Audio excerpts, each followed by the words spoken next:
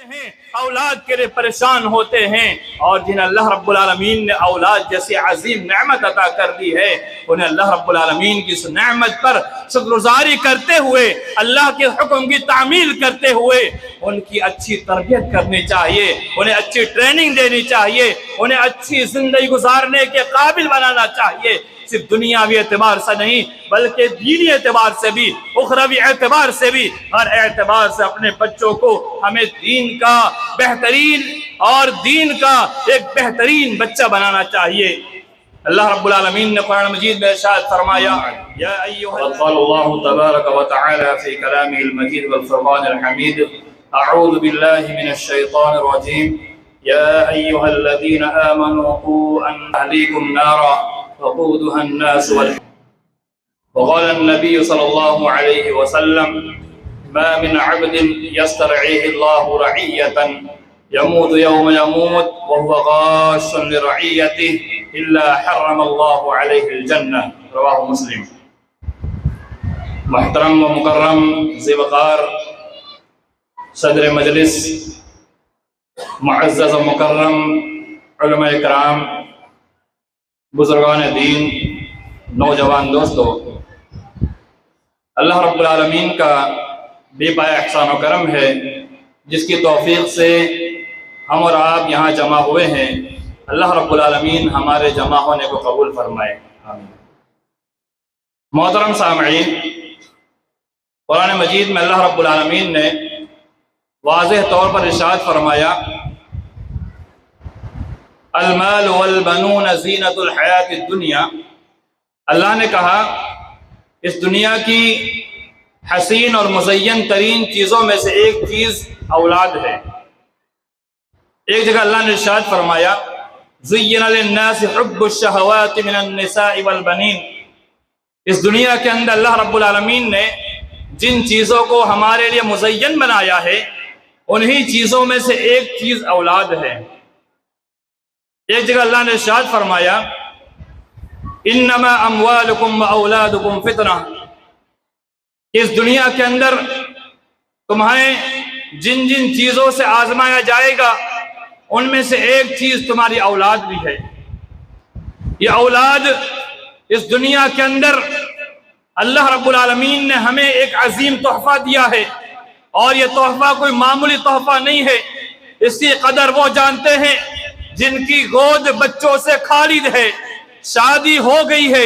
2 سال 3 سال 10 سال 20 سال گزر چکے ہیں، اولاد میسر نہیں ہے، اولاد اللہ کی جانب سے نہیں ملی ہے، انہیں جا کے پوچھئے کہ انہیں کتنی قدر ہو سکتی ہے، اور ان سے پوچھئے جن کے اولاد ہو گئی، اولاد ہونے کے بعد وہ اللہ کو پیاری ہو گئی ہے، ان ماں باپ سے پوچھئے ان کا کلیجہ لرزتا ہے، ترستا ہے، اولاد کے لیے روتے ہیں، اولاد کے لیے پریشان ہوتے ہیں، اور جنہیں اللہ رب العالمین نے اولاد جیسی عظیم نعمت عطا کر دی ہے انہیں اللہ رب العالمین کی اس نعمت پر شکر گزاری کرتے ہوئے، اللہ کے حکم کی تعمیل کرتے ہوئے ان کی اچھی تربیت کرنی چاہیے، انہیں اچھی ٹریننگ دینی چاہیے، انہیں اچھی زندگی گزارنے کے قابل بنانا چاہیے، صرف دنیاوی اعتبار سے نہیں بلکہ دینی اعتبار سے بھی، اخروی اعتبار سے بھی، ہر اعتبار سے اپنے بچوں کو ہمیں دین کا بہترین اور دین کا ایک بہترین بچہ بنانا چاہیے۔ اللہ رب العالمین نے قرآن مجید میں ارشاد فرمایا، یا ایہا الذین آمنوا، اے وہ لوگ جو ایمان لائے ہو، قوا انفسکم و اہلیکم نارا، اپنے آپ کو اور اپنے اہل و عیال کو اس آگ سے بچا لو جس کا ایندھن پتھر اور انسان ہوں گے۔ میرے ایمان والے بھائیوں، اللہ رب العالمین نے تاکید فرمائی ایمان والوں کو مخاطب کر کے، اے ایمان والوں تم اپنے آپ کو بھی بچا لو اور اپنے اولاد کو، اپنے اہل و عیال کو ان کی بہترین تربیت کر کے، ان کی صلاح کر کے، ان کو دین کا سیدھا راستہ بتلا کر کے ان کی اچھی تربیت کر لو۔ اللہ کے نبی صلی اللہ علیہ وسلم نے حدیث میں فرمایا، ما من عبد يسترعيه الله رعية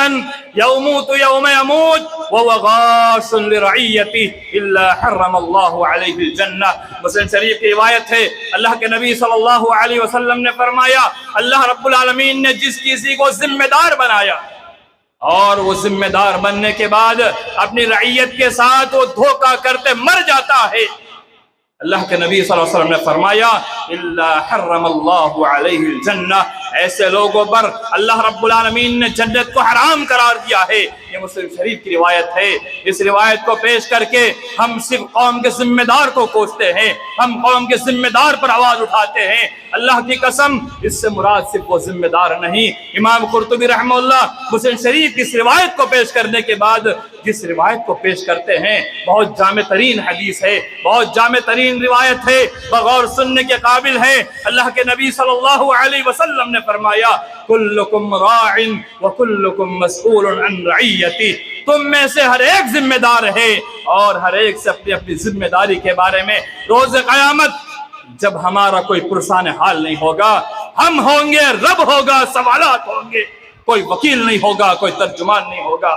ہماری جانب سے بات کرنے والا کوئی نہیں ہوگا، رب سوال کرے گا، ہمیں جواب دینا ہوگا۔ اللہ کے نبی صلی اللہ علیہ وسلم نے فرمایا اللہ تعالیٰ سوال کرے گا کہ تمہیں ذمہ دار بنایا تھا، تم نے ذمہ داری کو کتنا ادا کیا تھا، کیا ذمہ داری میں دھوکہ کرتے ہوئے تو نہیں آ گئے؟ ہمیں جواب دینا ہوگا۔ انہی میں سے میں دو چیزیں پیش کروں گا۔ وَالرَّجُلُ رَاعٍ فِي بَيْتِهِ، ہر آدمی اپنے گھر میں ذمہ دار ہے۔ اللہ نے جسے باپ بنایا ہے، اللہ کی قسم اسے اللہ تعالیٰ نے ذمہ دار بنایا ہے۔ وہ اپنے بچوں پر ذمہ دار ہے، وہ اپنے بچوں کی بہترین تربیت کا ذمہ دار ہے۔ اگر وہ اپنے بچوں کی بہترین تربیت نہیں کرتا ہے، اسے دینی تعلیم سے روشناس نہیں کراتا ہے، اسے اللہ کا دین نہیں سکھاتا ہے، اسے نبی صلی اللہ علیہ وسلم کا طریقہ نہیں سکھاتا ہے، اللہ کی قسم وہ اس کے ساتھ دھوکہ کرتا ہے۔ میں نہیں کہتا، امام قرطبی رحمہ اللہ اس حدیث کی تشریح میں اسے پیش کر رہے ہیں کہ اللہ رب العالمین نے ہر آدمی کو اپنے گھر میں ذمہ دار بنایا ہے۔ وَالْمَرْأَةُ رَاعِيَةٌ فِي بَيْتِ زَوْجِهَا، اور ایک روایت کے اندر اولاد کا بھی لفظ ہے، بخاری شریف کی وہ بھی روایت ہے۔ اللہ کے نبی صلی اللہ علیہ وسلم فرمایا ہر عورت اپنے شوہر کے گھر میں ذمہ دار ہے، شوہر کی غیر موجودگی میں اس کی ذمہ داری بنتی ہے وہ اپنی ذاتی حفاظت کرے اور اس کی اولاد جو ہے اس کی بہترین تربیت کرے، اس کی دیکھ ریکھ کرے۔ اور آدمی صبح نکلتا ہے، رات کو گھر لوٹتا ہے، اس دوران ماں کی ذمہ داری بنتی ہے کہ بچے کو بہترین تربیت دے۔ ایمان والے بھائیوں، آج حد ہوتی ہے کہ بچے موبائل نہیں چھوڑ پاتے ہیں۔ اللہ کی قسم بچے موبائل چھوڑ دیں گے کہ اس وقت چھوڑیں گے جب ہماری مائیں صبح سے شام تک موبائل چلانا چھوڑ دے گی۔ آپ آزما کر دیکھیے، اگر آپ کو شکایت ہے کہ ہمارے بچے موبائل سے دور نہیں ہو رہے تو ہم بھی موبائل چلا رہے ہیں۔ آپ آزمائیے، اگر آپ کا بچہ موبائل لے کے بیٹھا ہوا ہے آپ اسے دور پھینکیے، قرآن اٹھائیے، اس کی تلاوت میں لگ جائیے، اللہ کی قسم آپ کا بچہ بھی آپ سے متاثر ہو کر کے وہ بھی قرآن پکڑ لے گا۔ ماں شوہر کی غیر موجودگی میں ان بچوں کی ذمہ دار اللہ نے بنایا ہے، اگر وہ اپنی ذمہ داری کو صحیح طور پر ادا نہیں کرتی ہے، اللہ کی قسم اس ماں سے بھی، اس عورت سے ہی پوچھا جائے گا کہ تمہیں ذمہ دار بنایا تھا تو اپنے اپنی ذمہ داری کے اندر کتنا حق ادا کیا۔ میرے ایمان والے بھائیوں، یہ ذمہ داری معمولی ذمہ داری نہیں ہے، یہ ذمہ داری وہ ذمہ داری ہے جو رب ذوالجلال نے ہمیں عطا کی ہے، یہ ذمہ داری وہ ذمہ داری ہے جو اللہ تعالیٰ نے ہمیں ذمہ داری دی ہے۔ باپ بننا فخر کی بات نہیں ہے، بلکہ فخر کی بات یہ ہے کہ باپ بن کر باپ بننے کی ذمہ داری ادا کی جائے، اور صرف بچوں کو دنیا میں کما کر کھلانا پلانا یہ ہماری بڑی ذمہ داری نہیں ہے، یہ عارضی ذمہ داری ہے۔ اللہ تعالیٰ نے ہمیں ذمہ داری دی ہے، آپ کمائیے، بچوں کو کھلائیے پلائیے، لیکن اصل ذمہ داری یہ ہے انہیں دین کی تعلیم دی،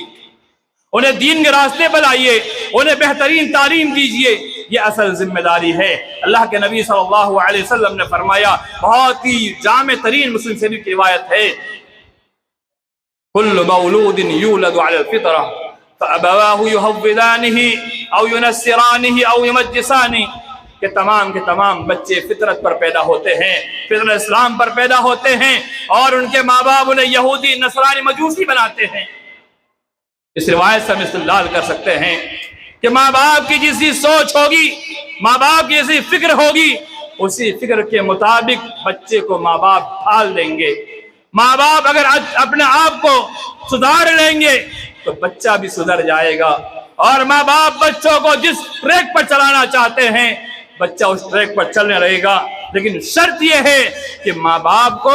اس کو تعلیم دینی ہوگی، اس کو ٹریننگ دینی ہوگی، اس کو بتانا ہوگا، ماں باپ کو اس کو سکھانا ہوگا، ماں باپ کو اس کو سمجھانا ہوگا۔ جیسے بچہ بڑا ہوتے جاتا ہے ماں باپ اسے کام کرنے کا طریقہ سکھاتے ہیں، جیسے بچہ جوانی کے مرحلے میں پہنچتا ہے ماں باپ اسے کوئی نہ کوئی ایک ہنر سکھاتے ہیں، وہ اس لیے سکھاتے ہیں تاکہ بچہ بڑے ہو کر کے بھوکا نہ مرے، وہ کما کر کھا سکے، وہ اپنے آپ کو بھی کما کے کھلائے، ہمیں بھی کھلائے، پورے گھر کو پالے۔ ایسے ہی جب بچہ بڑا ہوتے جاتا ہے ماں باپ کی ذمہ داری بنتی ہے کہ انہیں وہ جیسے جیسے بچہ بڑا ہوتا ہے انہیں ٹریننگ دیتے جائے۔ میرے مان والے بھائیوں، غور کرنے کا مقام یہ ہے کہ اللہ رب العالمین نے جہاں پر آگ سے بچنے کا حکم دیا وہاں ایمان والوں کو حکم دیا۔ قابل غور بات ہے، ایمان والوں کو حکم دیا۔ اگر ایمان والے، آج ہم اہل ایمان میں سے ضرور ہیں لیکن اللہ کی قسم ہم نے اپنے بچوں کو تعلیم نہیں دی، تو جو شکایت آج ہم سوشل میڈیا پر سنتے ہیں کہ فلاں کا بچہ مرتد ہو گیا، فلاں کی بیٹی مرتد ہو گئی، کوئی وہ دن دور نہیں ہے کہ کبھی ہمارے گھر کی نیوز یہ بن جائے کہ ہمارے بچے ایسے ہو گئے، ہمارے بچے ایسے ہو گئے۔ یہ نیوز بننے سے پہلے ہماری ذمہ داری بنتی ہے اپنے بچوں کو بہترین تعلیم دے، دین سکھائے، تربیت دے، بہترین تربیت دے، وہ تعلیم دے جو اللہ رب العالمین نے اپنے کلام پاک کے اندر مختلف مقامات پر آگاہ کیا، متنبہ کیا، بتایا۔ اور سورہ لقمان کے اندر اللہ رب العالمین نے حضرت لقمان کا جو طریقہ تربیت بتایا ہے، سورہ لقمان کا دوسرا رکوع مکمل اسی بات پر ہے کہ حضرت لقمان نے اپنے بیٹے کو بہترین تربیت دی، بہترین نصیحت دی، اور اسی کو اگر مطالعہ کر کے اگر ہم اپنے بچوں کی تربیت شروع کر دے، ٹریننگ شروع کر دے تو انشاءاللہ بہترین ٹریننگ ہو سکتی ہے۔ اور اسی طرح سے اللہ کے نبی صلی اللہ علیہ وسلم نے احادیث مبارکہ کے اندر جو ٹریننگ بچوں کو دی ہے، جو تربیت دی ہے، جو طریقہ کار اللہ کے رسول نے اپنایا ہے، اور جو الفاظ اللہ کے رسول نے اپنائے ہیں، اور جو بات اللہ کے رسول صلی اللہ علیہ وسلم نے بچوں کی تربیت کے لیے اپنائے ہیں، انہی چیزوں کو اپنا لیں تو انشاءاللہ بچوں کی بہترین تربیت ہو سکتی ہے۔ اور ہم اپنے بچوں کو صرف دنیاوی اعتبار سے اسے اچھا نہ بنائے بلکہ دینی اعتبار سے، اخروی اعتبار سے اور ہر اعتبار سے اس کو اچھا بنائے۔ اور دینی تعلیم جو ہے یہ بہترین ذریعہ ہے، دینی تعلیم جو ہے یہ بچوں کی تربیت کا ایک بہترین ذریعہ ہوتا ہے۔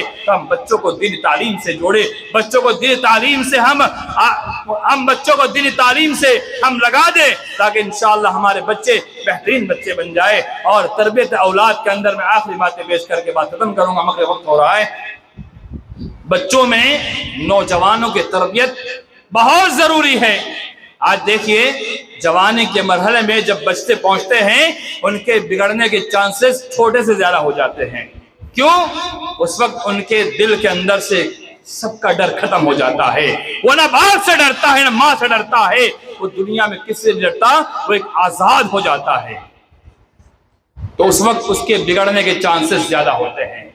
اسی وقت اپنے بچوں کو، وہ بچے جو جوان ہونے کی دہلیز پر قدم رکھ رہے ہیں، جو جوان ہونے کے مرحلے میں جا رہے ہیں، ہمیں ان کی تربیت چھوٹے سے شروع کرنی ہوگی۔ اور جب وہ جوانی کے مرحلے میں پہنچیں گے تو انشاءاللہ وہ اپنے آپ کو بہتر بنا لیں گے، اور ان کی تربیت اگر اچھی ہوگی تو انشاءاللہ وہ جوانی کے مرحلے میں بھی وہ دین پر ثابت قدم رہیں گے، اور دین کے مرحلے میں یا پھر کسی بھی اعتبار سے ان کو دنیا کے کوئی بھی رنگینیاں ان کو اپنے پاس نہیں بلا سکتی ہے، دنیاوی لذتیں ان کو اپنے پاس نہیں بلا سکتی ہے۔ بلکہ اگر تربیت اچھی ہوگی تو فجر کی اذان سنتے اس کی آنکھ کھل جائے گی، اور 5 وقتہ نماز کے لیے وہ اپنے آپ کو پیش کر سکے گا۔ اس کے لیے شرط یہ ہے کہ ہم اپنے بچوں کو بہترین تربیت دے، بہترین ٹریننگ دے، ان کو اچھے طریقے سے ہم اس جوانی کے مرحلے میں پہنچنے سے پہلے انہیں ہم دین سکھا دے، تاکہ جوانی کے مرحلے میں پہنچنے کے بعد وہ بچہ کبھی بھی برے راستے پہ نہ جائے اور اس راستے پہ نہ جائے جسے برا کہا گیا ہے، برا سمجھا گیا ہے۔ اللہ تعالیٰ سے دعا ہے اللہ تعالیٰ ہم تمام مسلمانوں کو اپنی اولاد کی بہترین تربیت عطا فرمائے۔ اللہ نے ہمیں جو ذمہ داری دی ہے اس ذمہ داری کو ادا کرنے کی توفیق عطا فرمائے۔ آمین وآخر دعوانا ان الحمد للہ رب العالمین، والسلام علیکم ورحمۃ اللہ۔